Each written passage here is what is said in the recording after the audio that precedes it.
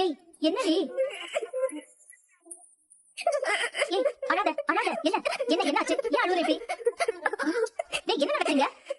உங்க பையன் அடிக்க வரானே. ஐயோ டேய் என்னடா அடிக்கிற பழக்கம்? நீ ஏன் புள்ள தானே? நான் வளர்த்த புள்ள சரவணனா இப்படி இருக்கான்? மா என்னன்னா? டேய் வாய மூடு. கொஞ்ச நேரத்துக்கு முன்னாடி தான் உன்னால எந்த பிரச்சனையும் வராத அவளுக்கு வாக்கு கொடுத்தேன்டா. நீ கடைக்கு போற வேகத்துல திரும்பி வந்து சண்டை போட பத்தாததுக்கு கை வேற ஓங்கற. என்னடா நினைச்சிட்டு இருக்க நீ? மா இது பாரு அவ தெரிஞ்சத வெச்சுக்கோ உன்னை கொன்னே போட்டுருவாரு. மா நான் கையில நீட்டவே இல்ல மா. டேய் அப்ப என்ன போய் சொல்லிட்டாளா இவ? அங்க என்னடா நீ இப்ப என்ன பண்ற? இதெல்லாம் நான் கிட்ட எதிர்பார்க்கவே இல்ல. இப்ப எதுக்கு நீ திரும்பி வந்த?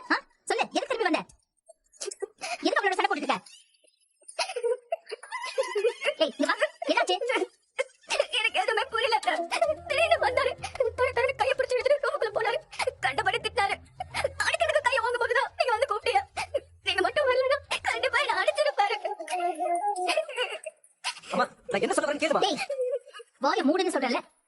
நீ ஒரு வார்த்தை பேச கூடாது. முதல்ல இங்க கிளம்பு நீ. அம்மா நான் சொல்றது என்ன கேளுமா. கிளம்புன்னு சொல்றல. கிளம்பு. போ. ஐயோ கடவுளே என்னாச்சு அவனுக்கு? அவனுக்கு பேய் ஏதாவது பிடிச்சு போச்சா? பேயெல்லாம் பிடிக்கல. எனக்கு தெரிஞ்சு அவருக்கு வேற யாரையும் பிடிச்சிருக்கு. என்னடி சொல்ற நீ? வேற யாரையும் பிடிச்சிருக்கா? ஆமா வேற ஏதோ ஒரு பொண்ணு பிடிச்சிருக்கு போல. இல்ல இல்ல அண்ணி அப்படின்னு அண்ணன் சொல்லிச்சா? நான் நினைக்கிறேன். அதுக்கெல்லாம் வாய்ப்பே இல்ல நீ. இல்ல கண்டிப்பா அவருக்கு வேற யாரையும் பிடிச்சிருக்கு. ஐயோ அண்ணி அவளுக்காக என் மேல இல்லாத பழியெல்லாம் போடுறாரு. என்கிட்ட சண்டைக்கு வராரு. இத பாரு அப்படிலாம் எதுவும் இருக்காதுமா. இல்ல எனக்கு என்னமோ அப்படிதான் இருக்க முடியும் மனசு சொல்லுது. இப்ப குழந்தை விஷயத்துல நான் போய் சொல்றேன்னு சொல்றாங்க.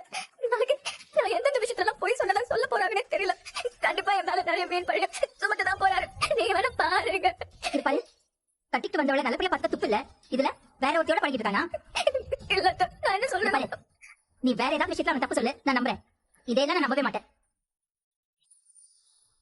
ஏமா நிஜமா குழந்தை விஷயத்துல தான் உங்களுக்கு பிரச்சனையா வேற ஏதாவது இருக்கா? நீ எதுவும் சொல்லாம இருக்கியா? வேற எங்களுக்குள்ள என்னத்த பிரச்சனை? எனக்கும் புரியல. என்ன நடக்குதுன்னு ஒண்ணு தெரியவும் மாட்டேங்குது. ஐயோ இது எப்படி சரி பண்ண போறேன்னு ஒண்ணுமே புரிய மாட்டேங்குது. நீ அழாத. அவர் வரட்டும் என்னன்னு பேசிக்கலாம். சரிங்க நான் கடைக்கு போறேன். ஏய் நீ கடைக்கெல்லாம் ஒண்ணும் போக வேண்டாம். வீட்லயே இரு புரியுதா? இல்ல சாப்பாடு எடுத்துட்டு வரத மாமா கிட்ட சொல்லிருந்தேன். நான் வருவேன். அதெல்லாம் நான் பாத்துக்கிறேம்மா. போ உள்ள போய் ரெஸ்ட் எடு.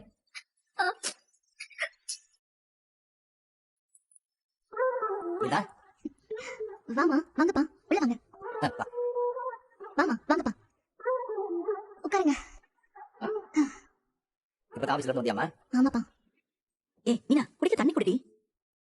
இதோட நான் எடுத்துட்டு வரேன்.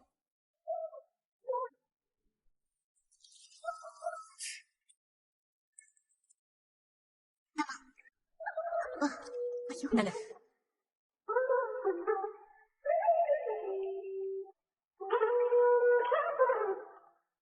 மாப்பிள்ள வரலையா இன்னும்? அவ வரதுக்கு லேட் ஆகுமா? ஓரளவுக்கு எல்லாம் செட்டில் ஆயிட்டீங்க போல. ஆமா. ஏமா இத்தனோட டிவி வச்சிருக்க, ஒரு பெரிய டிவி வாங்கிக்கலாம்ல. எப்படி இருந்தாலும் கொஞ்ச நாள் அந்த வீட்டுக்கு போயிடுவோம். அதுக்கிடையில டிவியும் அதிகம். இதுல பெரிய டிவி வேற வாங்கி வைக்கணுமா? நீ திரும்பவும் மாமியார் வீட்டுல போய் செட்டில் ஆகலான்ற முடிவுல தான் இருக்க. அதுல மாற்றம் ஒண்ணு உனக்கு இல்ல, அப்படித்தானே? நீ நினைச்சதான் செய்யணும் ஒவ்வொரு தடவையும். அடுத்தவங்களை பத்தி உனக்கு கவலையே இல்ல, அடுத்தவங்களுடைய மனசை பத்தி உனக்கு கவலையே இல்ல. உன்னை படிக்க வச்சு ஆளாக்கி வேலை வாங்கி கொடுத்த அப்பா அம்மா தேவையில்லை. நீ காதலிச்சோட ஓடி போயிட்ட. உன்னை காதலிச்சு வந்து தனியா இருக்கணும்னு ஆசைப்படுறாரு. அவருக்கு ஒத்துழைக்க மாட்டேன்னா இப்படி இன்னும் அங்கதான் போவேன் என்ன அர்த்தம்? தீபாவளிக்கு வாங்க உன்னை கூட்டம்ல. உன் மாமனார் மாமியார் இருந்தாங்கல்ல, ஏன் வரல நீ தீபாவளிக்கு? நான் எந்த முடிவுலையும் இல்லப்பா. ஆனா எனக்கு என்னவோ போற போக்க பார்த்தா அப்படிதான் நடக்கும்னு தோணுது. சரி என்ன 2 பேரும் சொல்லாம போலாம திடீர்னு வந்திருக்கிய? தனி கொடுத்த வந்த மக எப்படி குடும்பம் நடத்துறாங்க நாங்க பாக்க வந்தோம். பாரு ஏண்டி வீட்டுக்கு வந்தவங்களுக்கு ஒரு காஃபி கூட போட்டு கொடுக்க மாட்டியா? பால் இல்லம்மா. வர காஃபி வச்சு தரேன் குடிக்கிறியா? சரி இது வந்துடுறேன். எங்க நீங்க போய் ஒரு பால் பாக்கெட் வாங்கிட்டு வாங்க. என்ன மீனா இப்படி எல்லாத்தையும் தொடச்சு வச்சிருக்க? உனக்கே தெரியும் எனக்கு இந்த சமைச்செல்லாம் பெருசா பழக்கம் இல்லைன்னு. என்ன சமைக்கணும், அதுக்கு என்னென்ன வேணும், 2 பேருக்கு எவ்வளவு மளிகை பொருள் வாங்கணும், காய்கறி வாங்கணும், ஒண்ணுமே தெரிய மாட்டேங்குதுமா. திடீர்னு இப்படி வந்த உடனே கண்ணை கட்டி காட்டுல விட்ட மாதிரி இருக்கு. எனக்கு ஒரு ஃபோன் பண்ணி கேட்க வேண்டியதானடி? இரு நான் அப்பாக்கு ஃபோன் பண்ணி சொல்றேன். எங்க கடைக்கு போயிட்டீங்களா? போயிட்டு இருக்கீங்களா? சரி நான் ஒரு லிஸ்ட் அனுப்புறேன். பாலோட சேர்த்து அதையும் வாங்கிட்டு வந்துறீங்களா? எதுக்கு பாப்பாவை சிரமப்படுத்திட்டு இருக்க? அதெல்லாம் ஒன்றும் சிரமம் இல்ல. மளிகை சாமான் என்னென்ன தேவைப்படுதோ எல்லாத்தையும் போட்டு விட்டுறேன். மெசேஜ் அனுப்பிட்டேன். உங்க அப்பா எல்லாம் வாங்கிட்டு வந்துருவாரு. 2 பேருக்கு சமைக்கிறதுலாம் ஒரு பெரிய விஷயமே இல்ல மீனா. ஐயோ அம்மா, உனக்கு தான் புரிய மாட்டேங்குது. அவங்க வீட்ல 10 பேர் இருந்தாலும் அத்தை 10 டிஷ் சமைச்சு வைப்பாங்க. அந்த மாதிரி தனியால சமைக்கிறதுக்கு என்னால யோசிக்க முடியாதுப்பா. மாப்பிளையோட அம்மா 10 டிஷ் சமைச்சா நீங்க சமைக்கணுமா? அதெல்லாம் தேவையே இல்ல. ஒரு பாக்கெட் மாவு வாங்கி காலையில இட்லி ஊத்தி சாம்பார் வச்சு கொஞ்சமா சோறு வடிச்சு கூட ஒரு பொரியல் ஆம்லெட் பண்ணி சாம்பாரோட சேர்த்து லஞ்சுக்கு எடுத்துட்டு போயிரு. மீதி சாம்பார் இருந்துச்சுன்னா நைட்டு தோசை சுட்டு அதோட எடுத்துக்கோ. இல்லையா கொஞ்சோண்டு சட்னி அரைச்சுக்க. ஒரு நாள் கதை முடிஞ்சிடும். இல்ல அதே தக்காளி தொக்க வச்சுட்டேன்னா 3-4 நாளைக்கு கூட வரும். சேமியா உப்புமா அது இதுன்னு சிம்பிளா பண்ற சமையல் எத்தனையோ இருக்குமா. ஆபீஸ்க்கு போகும்போது அதெல்லாம் பண்ணிட்டு ஞாயிற்றுக்கிழமை நல்லா சமைச்சுக்கங்க. நீ சொல்றதெல்லாம் கேட்கறதுக்கு நல்லா தான் இருக்கு. செய்யவும் நல்லா தான் இருக்கும். சொல்லுங்க. தோசை மாவு இல்ல. அப்படியா? சரி, மத்ததெல்லாம் வாங்கிட்டு வந்துருங்க மறக்காம. சரி வாங்கிட்டு.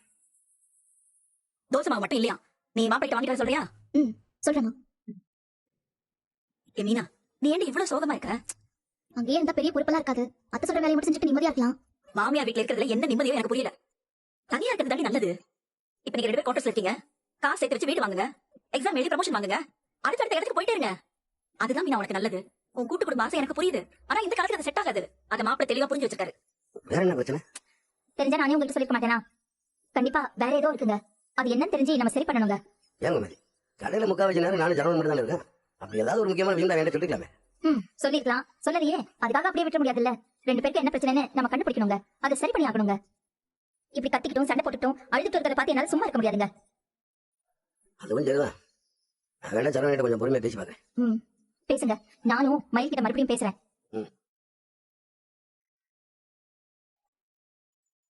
ஏங்க, காந்திமதி ஸ்டோர்ஸ்ல வியாபாரம் எப்படி போகுதா?